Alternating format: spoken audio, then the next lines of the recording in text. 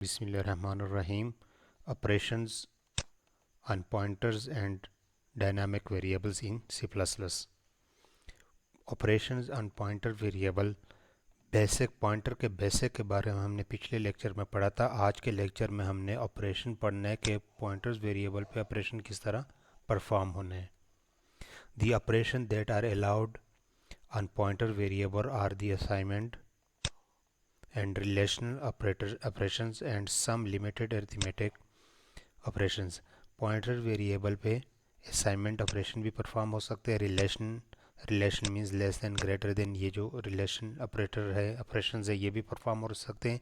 और limited arithmetic जो operation है वो लिमिटेड परफॉर्म हो सकते हैं, सारे अरिथमेटिक ऑपरेशन परफॉर्म नहीं हो सकते।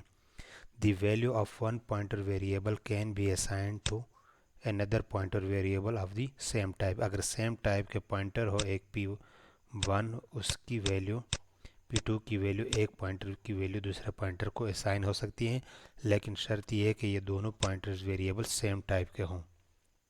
To pointers variable are of the same type can be compared for equality. Equality के लिए कंपेयर्ड भी हो सकते हैं। कंपेयर्ड वो यहाँ पे हमने पढ़ा था कि रिलेशनल ऑपरेशन परफॉर्म हो सकते हैं, तो equality, less than, greater than, ये सारे रिलेशनल ऑपरेशन में मौजूद हैं।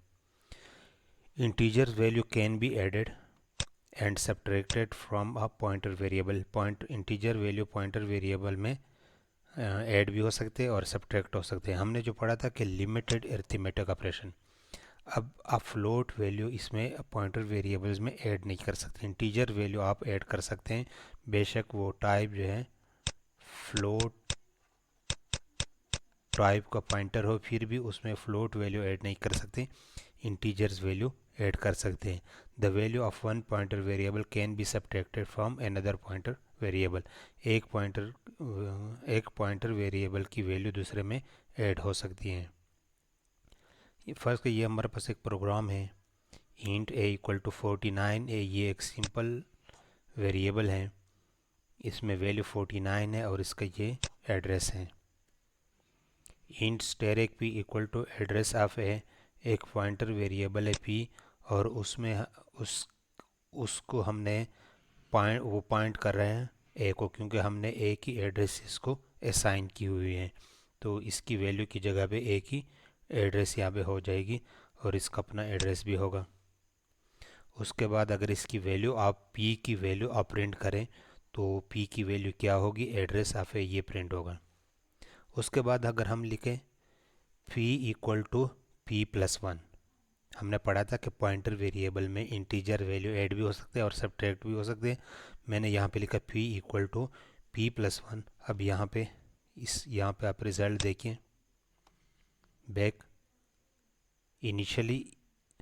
इनिशियली यहाँ पे जब एड्रेस ऑफ ए हम असाइन करते हैं तो ये ए की जो एड्रेस है ये इसकी वैल्यू बन जाएगी पी की, लेकिन जैसे हम इसमें वन ऐड करते हैं तो यहाँ पे ज़ीरो की जगह पे क्या हुआ, 4।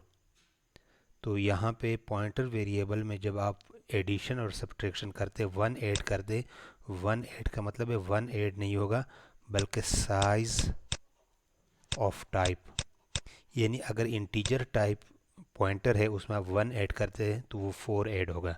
अगर करेक्टर टाइप पॉइंटर है उसमें वन ऐड करते तो वन ऐड होगा। अगर डबल है तो उसमें एट वन वन ऐड होने से क्या होगा, 8 ऐड होगा। उसकी रीज़न ये है कि ये जो हमारे पास ये वेरिएबल ए है ये बेसिकली 4 बाइट्स पे मुश्तमिल है और ये जो एड्रेस है ये उसके फर्स्ट बाइट की है। तो इसी तरह CC1 दूसरे की, CC2 तीसरे की और CC3 फोर्थ बाइट का एड्रेस है। तो 1 8 का मतलब है कि इस ये आगे नेक्स्ट वेरिएबल, तो नेक्स्ट वेरिएबल उससे आगे स्टार्ट होगा। तो ये उसके अरिथमेटिक में डिफरेंस है कि वन ऐड होने से साइज ऑफ टाइप ऐड होगा। तो अगर अब आप प्रिंट करें तो CC0 की बजाय क्या प्रिंट होगा, CC4। कंपेयरिंग पॉइंटर्स को कंपेयर करना। If one address comes before another address in memory, अगर एक एड्रेस मेमोरी में दूसरे एड्रेस से पहले आता है यानी उसकी वैल्यू कम हो, the first address is consider less than the second. C++ relational operators may be used to compare pointers values. In any array, all the elements are stored in consecutive memory location. Array में सारे variables consecutive memory location में store होते हैं. So the address of element 1 is greater then the address of element 0. तो array की जो first element है उसकी एड्रेस कम होगी दूसरे से और उसकी फिर कम होगी तीसरे से. ये हमारे पास एक प्रोग्राम है इंट ए इक्वल टू 100. ए की वैल्यू क्या है? वेरिएबल ए की वैल्यू 100 है और पॉइंटर वेरिएबल पी को हमने असाइन की एड्रेस ऑफ ए. तो पॉइंटर पी में एड्रेस ऑफ ए क्या है? CC9 CC0. तो ये उसकी वैल्यू बन गई और इसकी अपनी कोई ना कोई एड्रेस होगा. उसके बाद है इंट बी इक्वल टू 50. एक और वेरिएबल हमने डिक्लेयर की और उसको वैल्यू असाइन की 50 और एक और पॉइंटर वेरिएबल क्यू उसको हमने दे दी एड्रेस ऑफ बी.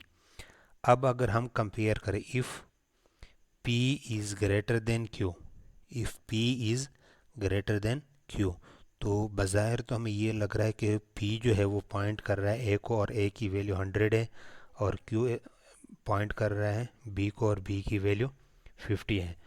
तो B की वैल्यू अच्छा बज़ाहिर तो हमें ये लग रहा है कि P जो है ना वो ग्रेटर देन है Q, क्योंकि P पॉइंट कर रहा है A को और A की वैल्यू क्या 100 है और Q पॉइंट कर रहा है B को और B की वैल्यू 50 है. लेकिन ऐसा नहीं है. अब देखिए कि P की वैल्यू क्या है. ये अगर हम लिखते हैं if asterisk P is greater than asterisk Q, फिर ठीक थी P की वैल्यू स्टेरिक P की वैल्यू ग्रेटर देन है, क्योंकि P जो है वो पॉइंट कर रहा है value of pointing variable. Value of pointing variable 100 है और इसकी पॉइंटिंग वेरिएबल Q की पॉइंटिंग वेरिएबल की वैल्यू 50 है. लेकिन डायरेक्ट P जब लिखते हैं उसकी अपनी वैल्यू ये एड्रेस है. तो ये एड्रेस कम है उससे, ये कंडीशन क्या है? ये कंडीशन फॉल्स है. P is greater then Q, not P is less than Q, क्योंकि P की वैल्यू CC0 है और Q की वैल्यू CC4 है. तो ये जो कंडीशन है ये एल्स वाला पार्ट एग्जीक्यूट होगा Q इज़ ग्रेटर, क्योंकि Q में जो एड्रेस है वो ग्रेटर देन है P से. Array and pointers. Arrays and pointers are closely related in C++. In fact, they are essentially the same thing when used as parameter of function. जब function parameter में आप use करें तो बिल्कुल same ही चीज़ है. वैसे array भी वो भी स्पेशल टाइप ऑफ पॉइंटर्स हैं. int a of 10, तो ये array की डिक्लेरेशन का तरीका है कि आपने array किस तरह डिक्लेयर करना है. और int ये type of a is int asterisk. int b ये सिंपल वेरिएबल है और int स्टेरिक p और ये पॉइंटर है. सिंपल वेरिएबल और पॉइंटर के बारे में तो हमें ऑलरेडी पता है. ये एरे की डिक्लेरेशन का तरीका है. पिछले कोर्स में भी हमने पढ़ा था और बताया था कि एरे जो है वो भी बेसिकली पॉइंटर का एक टाइप है. अगर हम लिखे p equal to a and a equal to p और लीगल असाइनमेंट, ये लीगल असाइनमेंट्स हैं. वैसे तो हम सिंपल वेरिएबल जो है ना इसी तरह असाइन नहीं कर सकते, लेकिन p इक्वल टू a या a इक्वल टू p, क्योंकि पिछले स्लाइड्स में हमने पढ़ा था कि एक पॉइंटर वेरिएबल दूसरे को आप असाइन कर सकते. तो ये a भी पॉइंटर वेरिएबल है, ये जो एरे हैं ये p को आप असाइन कर सकते हैं, या p भी एक पॉइंटर वेरिएबल है, एरे भी पॉइंटर वेरिएबल, इसको असाइन कर सकते हैं. Asterisk p refer to array of 0. p equal to address of A5, यानी एरे की जो 5th लोकेशन है यानी 0 1 2 3 4 जो 5 इंडेक्स है, एड्रेस उसका is the same as p equal to a of 5. ये दोनों स्टेटमेंट ठीक है, क्योंकि हमने पढ़ा था कि पॉइंटर्स में आप पॉइंटर में addition simple integer number integer value add भी कर सकते हैं और सब्ट्रैक्ट भी कर सकते हैं. लेकिन अगर हम लिखे p equal to b is illegal statement, ये अलाउड नहीं है, क्योंकि p equal to b simple जो इंटीजर वेरिएबल्स या दूसरे वेरिएबल्स है वो डायरेक्ट असाइन नहीं कर सकते, उनकी आप इस तरह ले p equal to address of b, उसकी एड्रेस असाइन कर सकते हैं। लेकिन ये ए जो मैंने असाइन की है बेसिकली जो एरे है वो पॉइंटर की एक टाइप है, जो स्पेशल टाइप है, उसके साथ स्टेरिक हम नहीं लिखते, लेकिन एरे बेसिकली पॉइंटर्स हैं। हमने फंक्शन पासिंग में भी पढ़ा था कि फंक्शन में एरे एज ए रेफरेंस पास होते हैं, एज ए वैल्यू पास नहीं हो सकती, क्योंकि एरे बजाते खुद क्या है, पॉइंटर्स हैं। Difference between int asterisk array and int array in a function parameter. अगर फंक्शन पैरामीटर में हम इन दो तरीक़ों से एरे की वैल्यू पास करें तो क्या डिफरेंस होगा। वाइड माई फंक्शन इंट एरे, हमने पिछले कोर्स में इस तरह पढ़ा था कि एरे को किस तरह पास करना है। एरे को पास करने के लिए पैरामीटर्स में एरे यहाँ पे खाली ब्रैकेट लिखना है, int size for int I is equal to 0, I less than size I plus plus या plus plus I, array of I equal to 1, array के हर वैल्यू को, एरे के हर इंडेक्स को हम 1 असाइन कर रहे हैं। ये तरीका, इस तरीके से हमने पिछले कोर्स में इस तरीके से एरे की वैल्यू पास की थी। अब अगर मैं वहाँ यहाँ पे एरे ऑफ ब्रैकेट की जगह पे यहाँ पे स्टेरिक एरे लिखूँ, यानी पॉइंटर लिखूँ, int size for int I equal to 0, I less than size plus plus I, array of I equal to 1, तो ये मैं यहाँ पे यूज़ कर सकता हूँ, क्योंकि ये दोनों चीज़ें जो पिछले स्लाइड में यूज़ किया और ये दोनों चीज़ें क्या हैं, ये सेम चीज़ है। No difference at all in a function parameter list, int array is nothing but an alternative writing for int static array. Pointer indirection, accessing an object through a pointer is called indirection. किस तरह हम ऐसा, यानी int a int static p equal to address of a, तो accessing an object through a pointer, यानी pointer के through हम object किस तरह, static p इक्वल टू 100, तो बेसिकली ये हम ए एक्सेस कर रहे हैं या ए को वैल्यू दे रहे हैं थ्रू पॉइंटर, पी के थ्रू हम ए को वैल्यू दे रहे हैं, इस कॉल्ड इनडायरेक्शन। इसको क्या कहते हैं, indirection. The address of operator, इसको एड्रेस ऑफ ऑपरेटर कहते हैं। obtain an object address, the dereferencing operator static refer to the object the pointer pointed at. Note, static and address operator are inverses, they cancel each other, ये एक दूसरे को क्या करते हैं, ये इन्वर्स एक दूसरे को कैंसिल करते हैं। ये हमारे पास एक इंट एक्स वेरिएबल, इसमें वैल्यू 3 है, वाई एक इंटीजर वेरिएबल 4 है, और इंट जी एक इंटीजर वेरिएबल, इसमें वैल्यू 5 है। Int steric p1 p2 p3, ये तीन हमारे पास पॉइंटर्स वेरिएबल हैं। p1 equal to address of G, तो p1 hold the address of G, हमने p1 को क्या असाइन किया, एड्रेस ऑफ z, तो p1 अब पॉइंट कर रहा है z वेरिएबल को। फिर हमने लिखा p2 equal to address of asterisk p1, तो सिंपली अगर मैं बताऊं कि ये एक दूसरे को क्या करते हैं, कैंसिल, यानी ये स्टेरिक और ये एड्रेस ऑफ ऑपरेटर आपस में अगर कैंसिल हो जाए तो p2 equal to simply p1, तो ये p2 भी बेसिकली इसमें एड्रेस वही एड्रेस, तो p2 भी उसी z1 को पॉइंटर कर रहे हैं। या अगर मैं इस तरह बताऊं कि एड्रेस ऑफ स्टेरिक p1, यानी p1 जिसको पॉइंट कर रहा है उसका एड्रेस, p1 किसको पॉइंट कर रहा है, z को, और उसका एड्रेस, तो z का जो एड्रेस होगा वो p2 में स्टोर होगा। या अगर सिंपल बताओ कि ये आपस में क्या करे, ये आपस में, ये इन्वर्सेस, ये आपस में कैंसिल हो जाएगा। p3 equal to address of asterisk p2, p3 points the pointer variable p2, तो इस ये जो है अगर सिंपल बताओ कि ये आपस में कैंसिल हो जाएगा, p3 इक्वल टू p2। या अगर इस तरह मैं बताऊँ p3 equal to address of pointing variable of p2, यानी p2 जिसको पॉइंट कर, p2 भी z1 को पॉइंट कर रहे हैं। So all the pointers p1 p2 p3 points to z, ये तीनों जो पॉइंटर्स वेरिएबल हैं ये z वेरिएबल, जो z वेरिएबल है, इसको पॉइंट कर रहे हैं।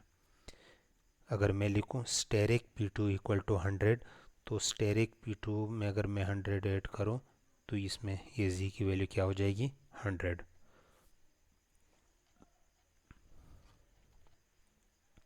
Int a equal to 200, int static address of है, तो ये p वेरिएबल जो है ये पॉइंट कर रहा है वेरिएबल a को, और int static q equal to address of p।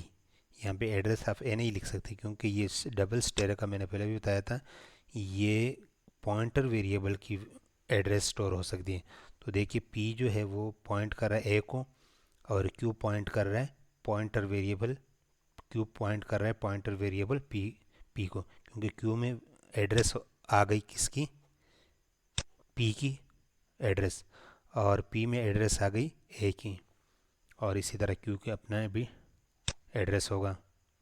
तो अब अगर मैं लिखूँ सी आउट स्टैटिक p, अगर स्टैटिक p को मैं प्रिंट करूँ क्या प्रिंट होगा 200, क्योंकि स्टैटिक p मीन्स कि p जिस वेरिएबल को पॉइंट कर रहा है उसकी वैल्यू, तो p a को पॉइंट कर रहा है और a की वैल्यू क्या है 200 डिस्प्ले होगा।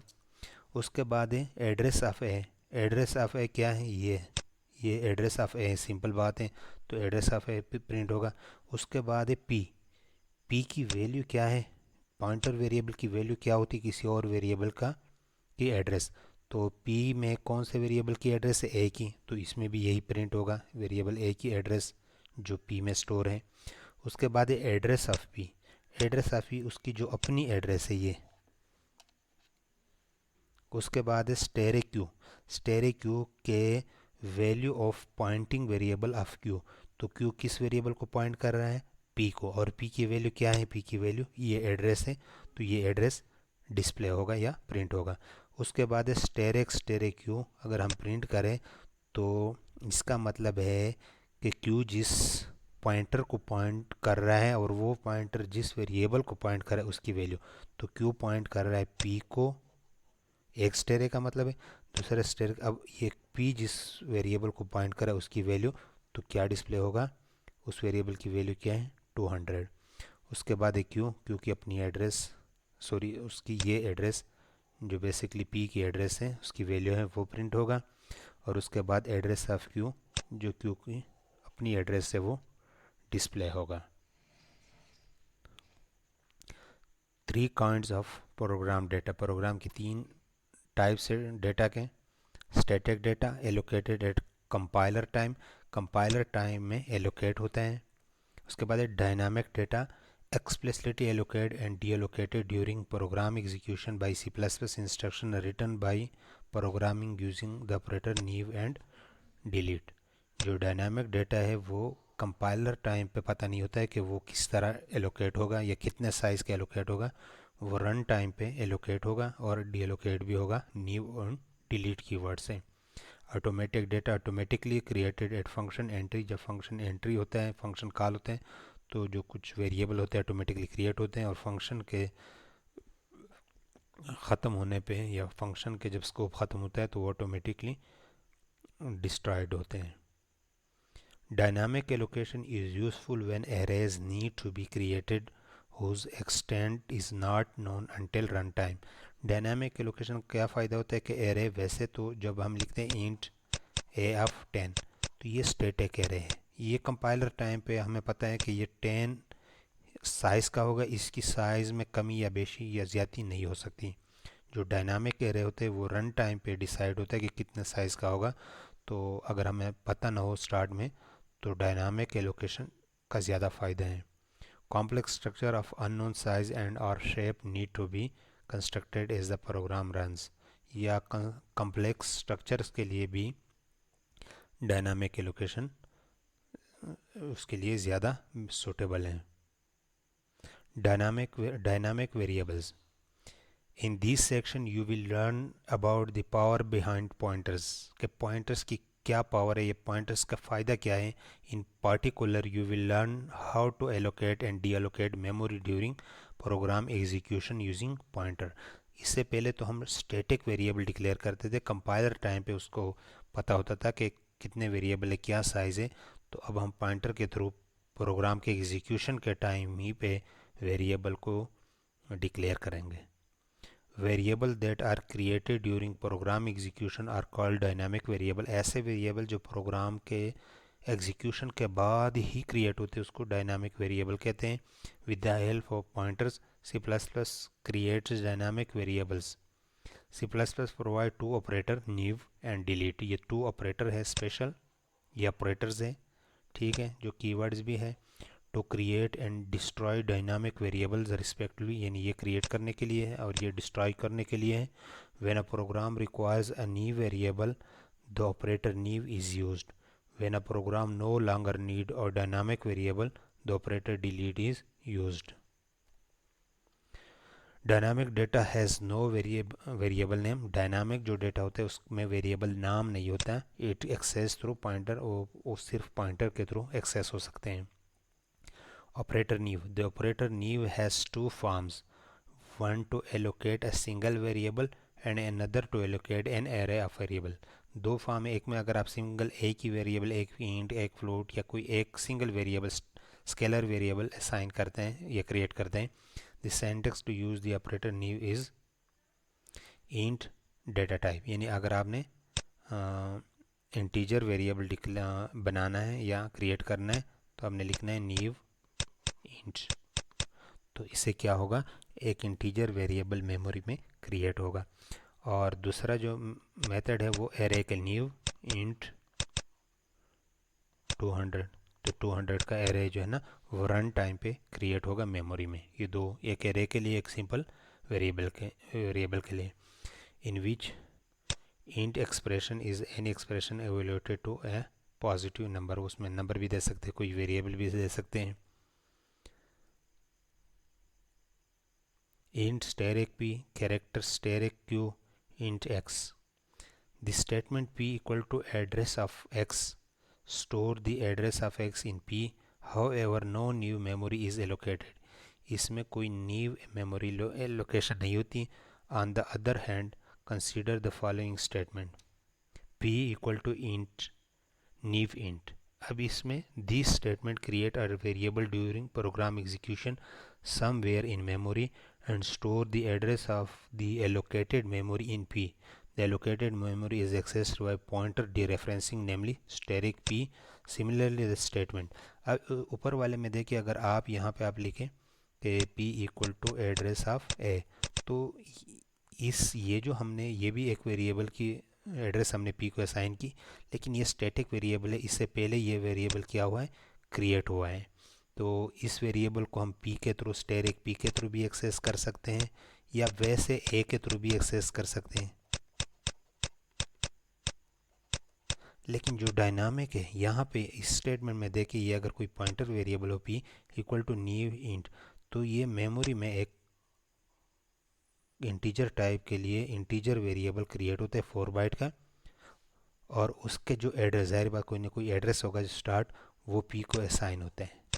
अब इस वेरिएबल का कोई नाम नहीं है और ये सिर्फ हम p के थ्रू एक्सेस कर सकते हैं, स्टैटिक p के थ्रू एक्सेस कर सकते हैं। और इस p इस ये जो मेमोरी है जो डायनामिकली क्रिएट हुई, इसका कोई नाम नहीं है। q equal to new character 16, तो ये एक एरे है 16 कैरेक्टर का। Create an array of 16 components of type character and store the base address of the array in q। Memory leaks, memory leaks क्या है, when you dynamically create objects you can access them through the pointer which is assigned by the new operator। Reassigning a pointer without deleting the memory it pointed to previously is called a memory leak। It results in loss of available memory space। तो memory leak क्या है कि simple variable जो static variable है वो तो main function के अगर अंदर आप लिखते हैं तो प्रोग्राम के एग्जीक्यूशन पे या प्रोग्राम के स्टार्ट पे वो वेरिएबल क्रिएट होते हैं और प्रोग्राम के एंड पे वो वेरिएबल ऑटोमेटिकली डिस्ट्रॉय होते हैं। लेकिन जब आप डायनामिकली आप वेरिएबल बनाते हैं, क्रिएट करते हैं, वो खुद ब खुद डिलीट या मेमोरी उसके डिस्ट्रॉय नहीं होते, वो आपने खुद डिलीट कीवर्ड से आपने डिस्ट्रॉय करना है। मेमोरी लीक क्या है कि अगर आप int static ptr1 equal to new int, ये एक पॉइंटर वेरिएबल है, उसको एक इंटीजर टाइप मेमोरी आपने असाइन की और स्टैटिक 2 को भी एक असाइन की, तो ये p1 इसको पॉइंट कर रहा है और ptr2 इसको पॉइंट कर रहा है। और स्टैटिक ptr1 उसको वैल्यू दी आपने 8 और स्टेरिक PTR2 को आपने वैल्यू दी 5। अब अगर यहाँ पे आपने लिखा PTR2 इक्वल टू PTR1, तो ये बेसिकली PTR2 में क्या होगा, address of PTR1, value of PTR1, PTR1 की वैल्यू क्या है, एड्रेस ऑफ दिस मेमोरी, ये जो डायनामिकली एलोकेट हुई या क्रिएट हुई। तो अब ये दोनों P1 भी इसको पॉइंट कर रहा है और P2 भी। ये जो मेमोरी है ये इसको कहते हैं मेमोरी लीक। अब आप डिलीट भी नहीं कर सकते। तो ज़रूरी ये है कि यहाँ पे ये असाइन होने से पहले पहले इस मेमोरी को क्या करें, आप डिलीट करें। डिलीट करने के लिए आप पहले डिलीट करें, डिलीट PTR2। ये डिलीट PTR2 से ये पॉइंटर वेरिएबल डिलीट नहीं होता, ये जिस मेमोरी को पॉइंट करा है वो रिलीज़ होगा, वो फ्री होगा, वो डिस्ट्रॉय होगा। उसके बाद फिर इस डिलीट स्टेटमेंट के बाद आप लिख सकते हैं PTR2 equal to PTR1। Consider the following statement, int asterisk p equal to new int. तो ये स्टेरिक ये पॉइंटर वेरिएबल है, ये देखिए पॉइंटर वेरिएबल है, और न्यू इंट से क्या होगा, एक मेमोरी लोकेशन या क्रिएट होगा मेमोरी में, और उसका जो एड्रेस है वो पी में स्टोर होगा। अब पी पॉइंट करा इस मेमोरी लोकेशन को, और इस मेमोरी लोकेशन का कोई नाम नहीं है। उसके बाद स्टेरिक पी इक्वल टू 54, तो इस पी के थ्रू आप एक्सेस कर सकते हो, उससे मैंने उसकी वैल्यू चेंज की। उसके बाद अगर मैं लिखूँ P equal to new int, अब देखिए उस जो पहले मेमोरी क्रिएट हुई थी उसको मैंने डिलीट नहीं की, मैंने डायरेक्ट लिखा P equal to new int, तो एक और इंटीजर वेरिएबल मेमोरी में क्रिएट होगा, और वो पी जो है उसको पॉइंट कर रहा है। अब पी में इसकी एड्रेस स्टोर हो गई, तो ये क्या हुआ, ये अब मेमोरी लीक है। ये अब हम किसी तरीके से ना डिलीट कर सकते हैं और ना एक्सेस कर सकते हैं। अब इस तरह अगर पॉइंटर ज़्यादा मिकदार में आप इसी तरह, अब बाकी जो वेरिएबल स्टैटिक हो, तो प्रोग्राम के एग्जीक्यूशन जब स्टार्ट होगा तो वो क्रिएट होगा मेमोरी में, जब प्रोग्राम एंड होगा तो वो ख़त्म होगा। लेकिन ये क्या होगा, बेशक आप कंपाइलर को प्रोग्राम को रन करें, प्रोग्राम कंपाइलर को बंद भी करें, ये मेमोरी जो है ना, ये ऑपरेटिंग सिस्टम में क्या होगा, रिज़र्व होगा, ये फ्री नहीं होगा। तब तक होगा जब तक आप सिस्टम को ऑफ़ नहीं करते। जब सिस्टम ऑफ होगा तो वो तो आप लोगों को पता है कि रैम की सारी मेमोरी क्या होगी, free. Asterisk P equal to 73, तो अब सिर्फ उसी को आप एक्सेस कर सकते हैं। Operator delete is use to destroy dynamic variable. Operator delete जो है कीवर्ड है, या ऑपरेटर जो है ये किस लिए यूज़ होते हैं, डायनामिक वेरिएबल्स को डिस्ट्रॉय करने के लिए। The syntax to use the operator delete has two forms, delete pointer variable, simple pointer variable, और डिलीट ये ब्रैकेट पॉइंटर वेरिएबल एरेज को डिलीट करने के लिए। Warning, only use pointer we delete that word previously used with new keyword. If you use the pointer with delete that doesn't reference dynamically allocated point memory, unexpected problem could result. इसका क्या मतलब है कि सिर्फ उन, यानी ये int ये सिंपल वेरिएबल है, और int asterisk p equal to address of a, तो इसका ये मतलब है इस पैराग्राफ का कि अगर आप डिलीट को यूज़ करें सिंपल पॉइंटर के साथ p, तो इसमें आपके पास एरर आ सकते हैं, अनएक्सपेक्टेड प्रॉब्लम आ सकते हैं। डिलीट कीवर्ड को सिर्फ उन पॉइंटर के साथ यूज़ करना है, उन वेरिएबल्स को डिस्ट्रॉय करने के लिए यूज़ करना है जो डायनामिकली एलोकेटेड हो। फर्स्ट का int asterisk p equal to new int, ये डायनामिकली एलोकेट हुआ एक मेमोरी लोकेशन, उसके साथ अब इसको डिलीट करना हो तो डिलीट p, तो सिर्फ इसके साथ आप यूज़ कर सकते हैं जो डायनामिकली एलोकेटेड हो। It is a pointer that point to a dynamic memory that has been deallocated. The result of dereferencing a dangling pointer is unexpected. One way to avoid this pitfall is to set these pointer to null ptr or null after the delete operation. आपने delete operation के बाद जो है ना, वर्स का int asterisk p equal to new int, ये dynamically एक मेमोरी एलोकेट हुई और उसका एड्रेस p में स्टोर हुआ, तो इसको आप यूज़ करें जो भी आपने यूज़ करना है, ठीक है। लास्ट में जब डिलीट करते तो डिलीट p को डिलीट करना है, और उसके बाद p equal to null ptr, या नल अगर पुराना वर्जन है तो नल यूज़ करना है।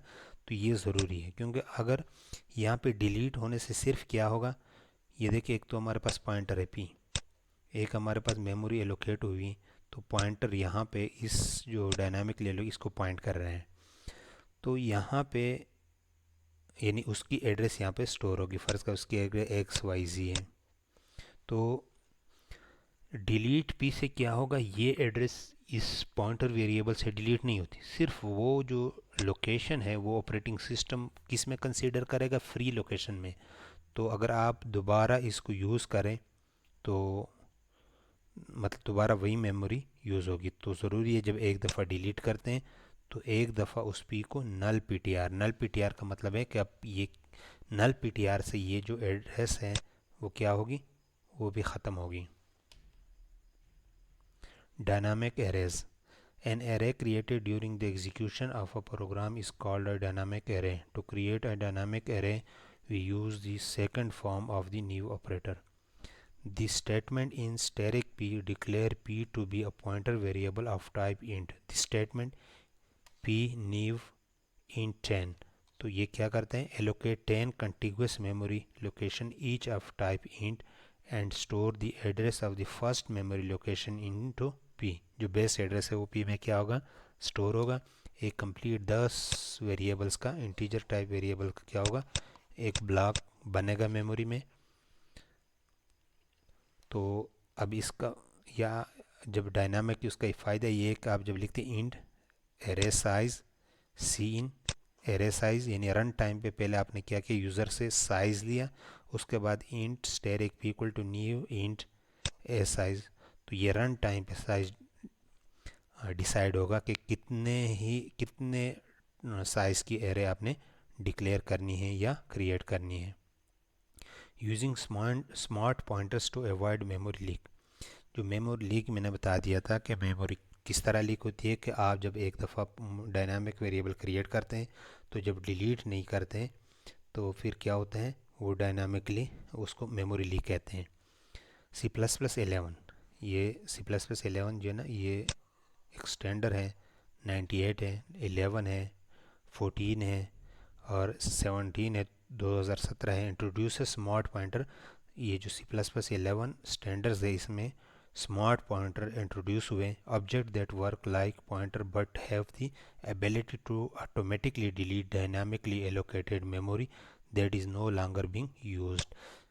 तो इसका फ़ायदा, स्मार्ट पॉइंटर का फ़ायदा ये होता है जब आप पॉइंटर डायनामिकली वेरिएबल क्रिएट करते हैं तो जब वो यूज़ नहीं होते तो उसके बाद वो ऑटोमेटिकली क्या होते हैं, डिस्ट्रॉय होते हैं, यानी डिलीट की वर्ड्स की ज़रूरत नहीं होती। To use the unique PTR data type you must include memory header file.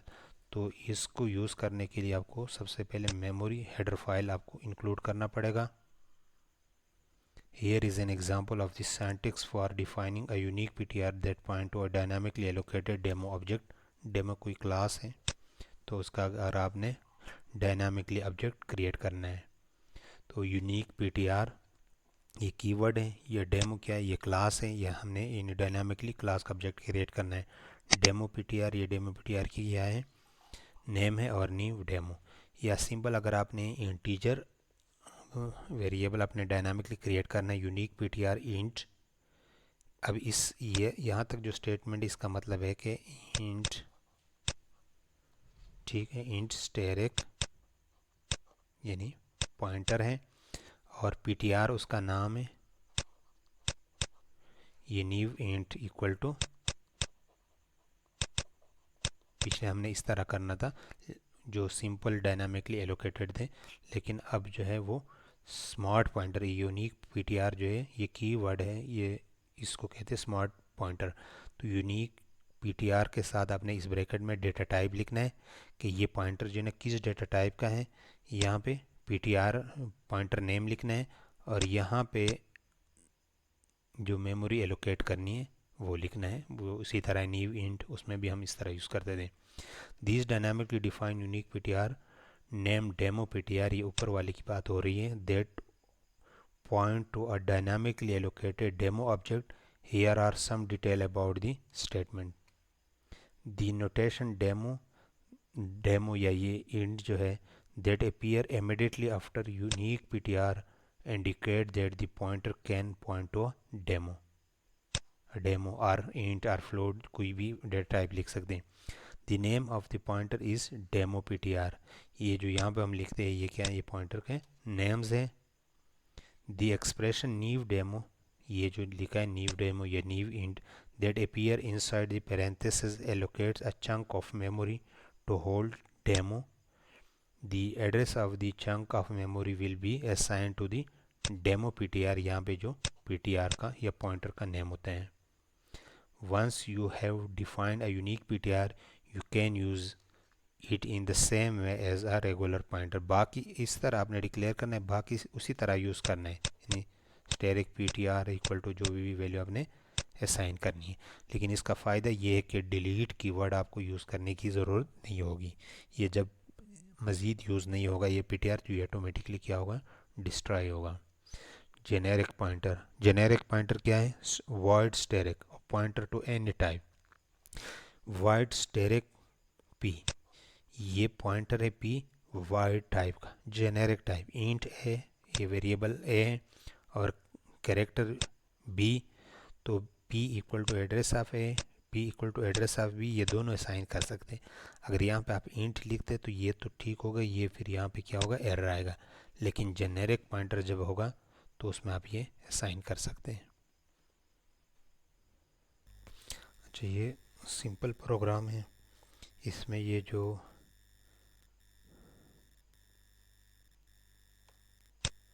Include stdlib.h और ये जो स्टेटमेंट है ये सिर्फ किस चीज़ के लिए, जो आउटपुट स्क्रीन है उसको वाइड करने के लिए है. तो अब हम अगर पॉइंटर डिक्लेयर करते हैं तो सबसे पहले क्या होगा, अगर हम डायनामिकली यूनिक उसको स्मार्ट पॉइंटर यूज़ करते हैं तो हमें सबसे पहले क्या करना पड़ेगा, इंक्लूड मेमोरी इंक्लूड करना पड़ेगा. और दूसरे स्टेप में क्या करना पड़ेगा,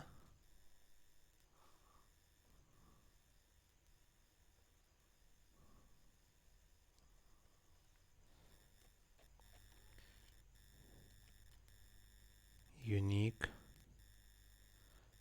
PTR इंट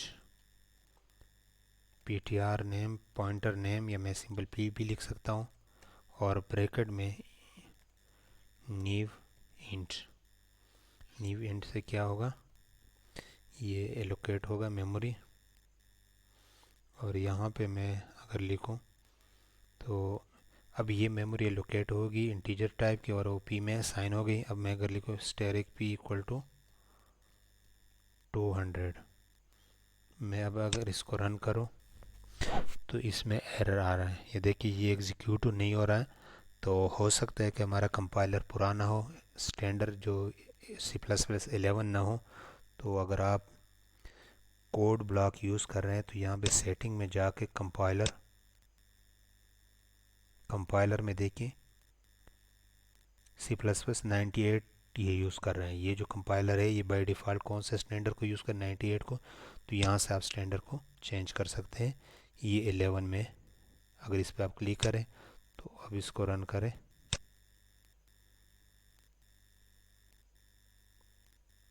ये देखिए अब ये एग्जीक्यूट हो गया. तो अब इसके बाद अगर इसकी वैल्यू आप प्रिंट करें सी आउट स्टैटिक P, तो यहाँ पे डिस्प्ले होगा. तो अगर एरर आ रहा है ये यूनिक PTR में तो इसका मतलब है कि आप पुराना कंपाइलर यूज़ कर रहे हैं. तो सबसे पहले उसकी जो ना कंपाइलर आपने